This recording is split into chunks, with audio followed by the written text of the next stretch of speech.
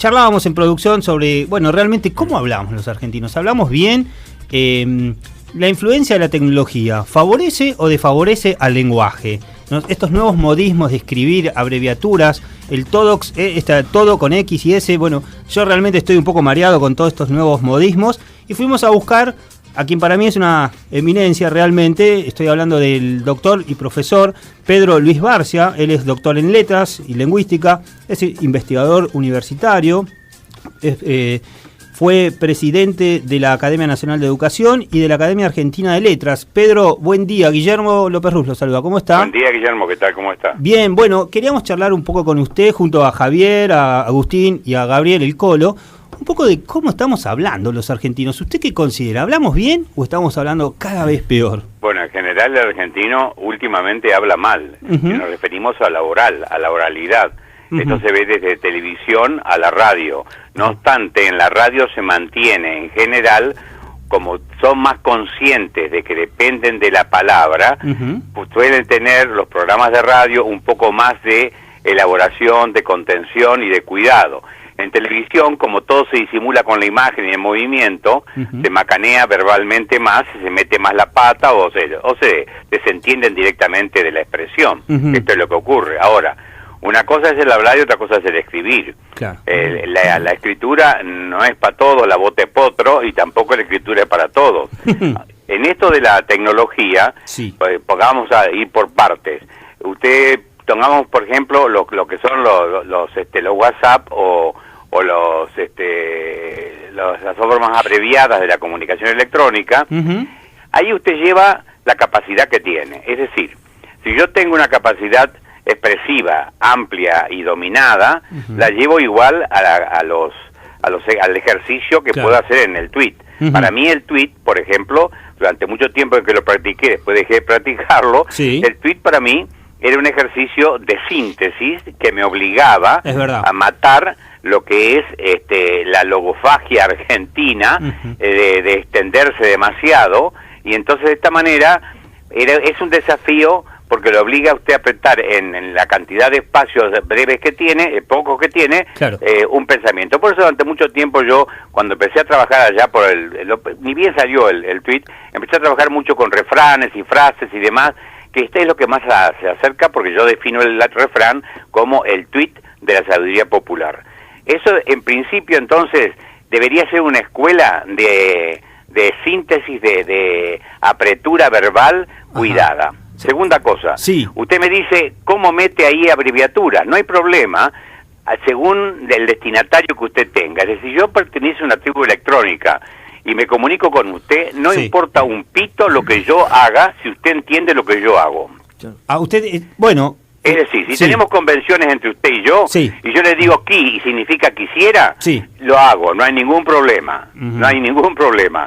Ahora, cuando usted quiere comunicar más allá de su tribu electrónica, llamo tribu electrónica a aquellos que están en relación directa, permanente y demás, y que están llenos de convenciones, cuando quiere ir más allá, ahí tengo que ser más explícito. Entonces, el usar las abreviaturas no está mal, siempre desde la escritura de la Edad Media se usaron abreviaturas para ganar papel, acá para ganar espacio. Entonces, yo puedo usar las abreviaturas que sean claras. Yo digo saludos y pongo sal y un 2, se entiende. Pero si yo meto sa y una S final, no sabemos si es salió, salieron o lo que sea. Es decir, la abreviatura no perjudica el mensaje siempre y cuando sea potencialmente clara, es decir, que pueda explicitarse, se pueda entender qué es lo que contiene esa abreviatura. Ahora también hay que entender algo. Cuando yo me manejo con abreviaturas en un Twitter o en un WhatsApp, yo puedo volver en cualquier momento a un discurso extenso, amplísimo, y porque tengo manejo baquiano de la expresión. Pero cuando soy muy limitado, cuando soy un adolescente que no sabe ni coordinar 3 palabras, el ejercicio de la abreviatura ahonda la limitación verbal del pibe. Y si a esto le sumamos el hecho de emoticono, que en televisión y en radio dicen emoticones, emoticonos, porque son iconos de emoción. ¿Cómo se dice? Emoticonos. Entonces realmente estamos hablando todos mal. Y por eso le digo, claro. no sé, usted no lo he seguido, no. pero es frecuente que corrija yo cuando me llaman a Radio de Buenos Aires, que me dicen, ¿qué opina de los emoticones? Sí, que están mal escritos y dichos, digo, tienen que ser emoticonos. Es como me decía un taxista que me llegó ayer, ¿qué opina de la calor? Y que es masculino, ya no me habló más el tipo cuando le dije esto. Claro, me encanta. Entonces, volviendo a lo que digo, los emoticonos son están pensados para abreviar, para abreviar espacio y demás, me parece excelente. Ahora, cuando un adolescente que no tiene dominio de la expresión se vale de los emoticonos, lo que está haciendo es sustituir la palabra con el emoticono. Claro. No tiene siquiera la palabra, entonces aprieta el botón 4. Si ese pibe estuviera de novio con Tota tendría que exigirle que le escriba entero, te quiero muchísimo y me palpita el corazón, y no que le ponga el corazón palpitando, porque el pibe ni siquiera se gasta en esforzarse en desarrollar una frase.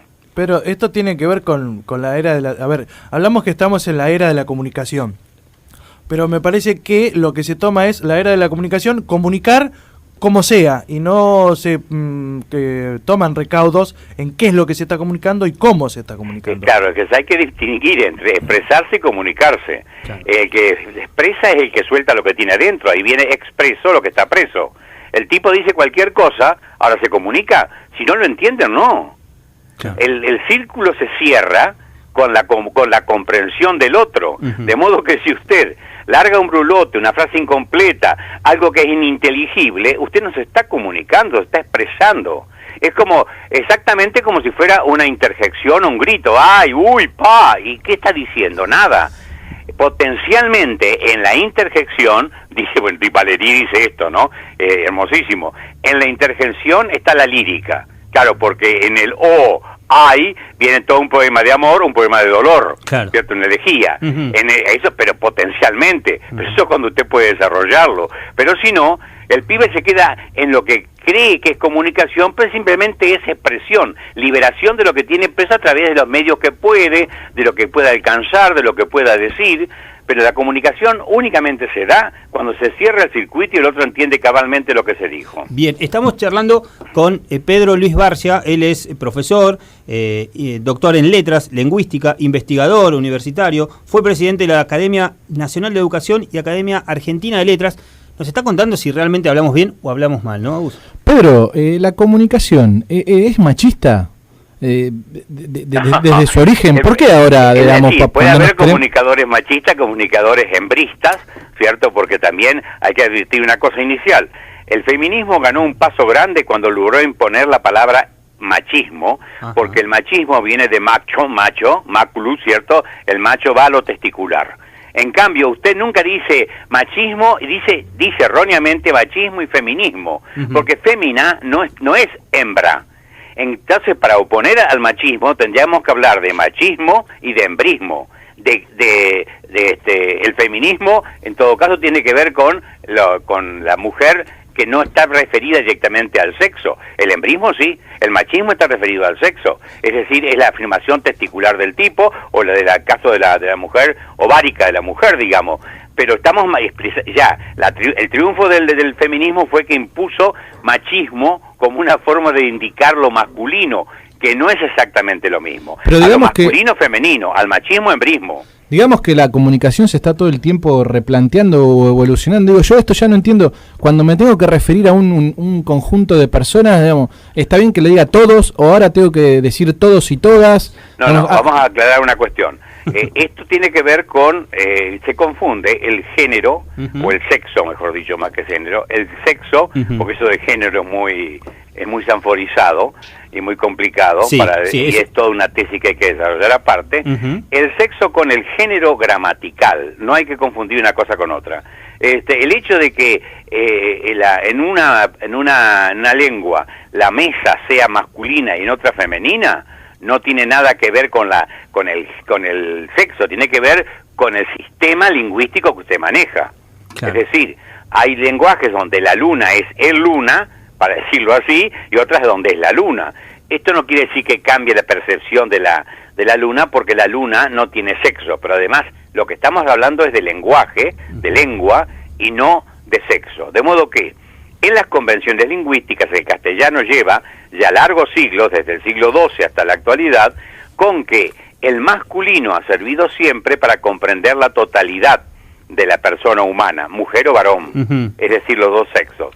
Entonces, fíjese usted que nosotros decíamos los derechos del hombre del siglo XVIII, después se empezó a decir los derechos de la humanidad o los derechos de la persona humana para evitar hombre, pero hombre representa hombre y mujer, de modo que desde el punto de vista lingüístico no hay ningún tipo de problema en decir buenas tardes a todos, porque todos comprende ellos y ellas.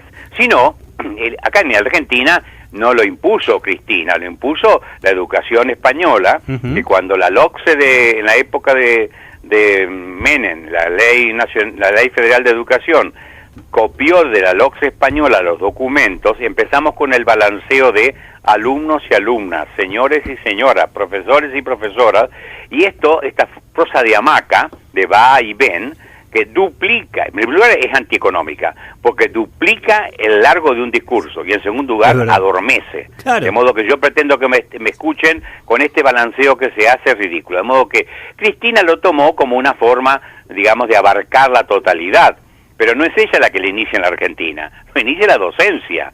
Y los documentos del Ministerio de Educación desde entonces hasta hoy siguen con la misma bobada que no lleva a nada, porque si me dijera que esto de alguna manera afirma la conciencia de la distinción entre mujer o el respeto de la mujer. El respeto de la mujer se desarrolla con la educación desde la etapa inicial de los 3 años, cuando se demuestra la igualdad entre el nene y la nena y demás, y no por estos detalles lingüísticos que la gente ha tratado de solucionar de manera gráfica. Por ejemplo, le ponen a usted una X, dicen ex y es impronunciable. Lo que no se pronuncia no existe. De modo que esa X colocada entre la T y la S para decir estos y estas es un mamarracho. Bueno, la X esa era una de nuestras preguntas, porque realmente... Bueno, les voy contestando adivinándolo. Sí. La X significa que un enigma.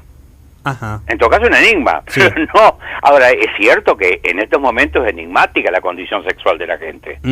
Entonces, si se refiere a eso, pongamos la X. Es decir, nos estamos refiriendo a gente que tiene indefinido el sexo, pongamos una X, pero no para decir estos y estas que no va. En segundo lugar, poner la arroba, como dice el ministro de Educación. Otra vez a Burri, cuando estuve en la academia, le digo, mirá, sacá ese mamarracho de plan maestro puesto con una arroba, porque la arroba no es un signo ortográfico. Claro.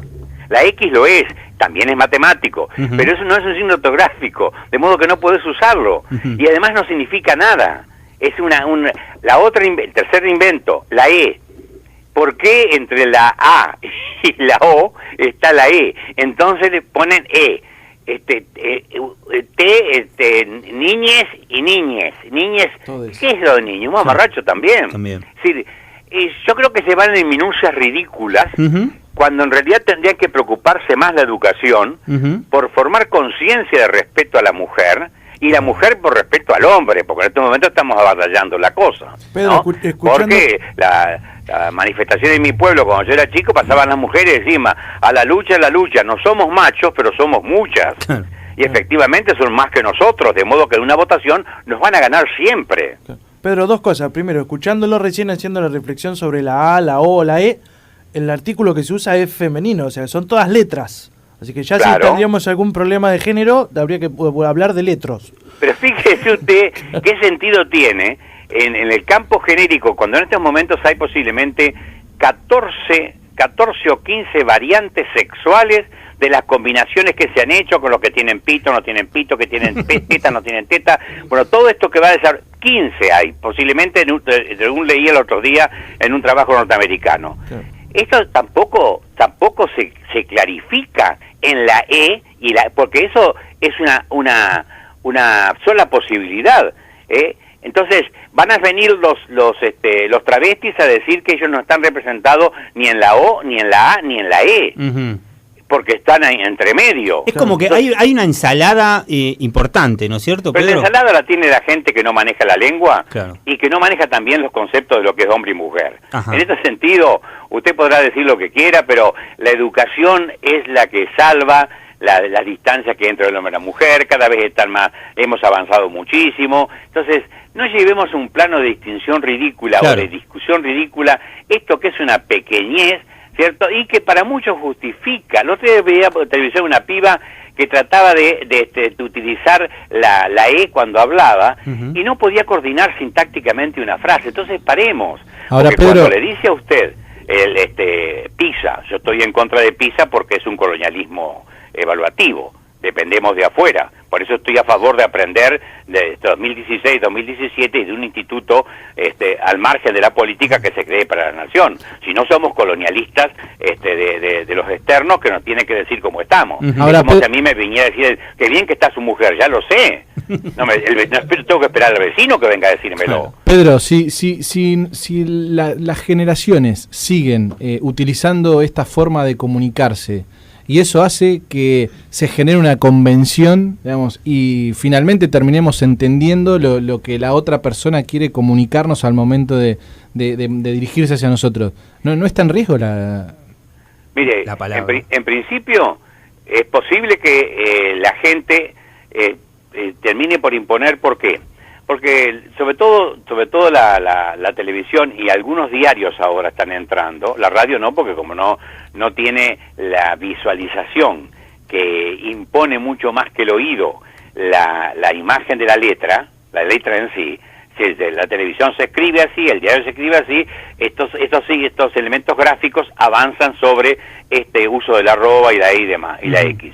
Pero no en la conversación de radio, que tiene la habilidad o la fugacidad del sonido. Entonces no se impone tanto de una manera tan gráfica. La gente tiene más, en general, más capacidad de memoria visual que auditiva. Entonces, la radio va a seguir posiblemente predicando, si quieren predicar esto, pero no tienen capacidad de imposición. Sí el periódico, sí la revista, porque aparece que escrita, sí los carteles de televisión, porque aparecen estas. Ahora, es factible que mañana, si pueden convenir todos en que está así, se use. Pero es como si todos nos pusiéramos de acuerdo que el arsénico es bueno. Entonces digo, bueno, ¿quién toma primero arsénico? Claro. Nadie se anima a tomar. Entonces, bueno, ¿sabe lo que pasa? Hay gente que es castrada comunicativamente, gente que no domina la lengua, se mete a modificar. Una piba de 16, 15 años los otros días dándole cátedra a un periodista de cómo tiene que escribir. Digo, pero por favor no deje invertir la cosa. Lo que pasa, es ridículo esto. Bueno, se ha perdido también un poco el respeto hacia el mayor. Por lo menos esta es mi opinión, ¿no es cierto? Entonces ya cualquiera puede opinar, cualquiera puede hablar como quiera. Con la cultura está todo bien, escribimos realmente mal. ¿Se ha achicado el vocabulario en los últimos años? Mira, que yo acabo de terminar una columna para el diario de mi pueblo, que le mando todos los domingos, como agradecimiento por haberme parido ahí. ¿Ahí en Gualeguaychú? En Gualeguaychú, sí. Y hoy le he mandado una sobre la neolingua de Orwell, ¿no? De 1984.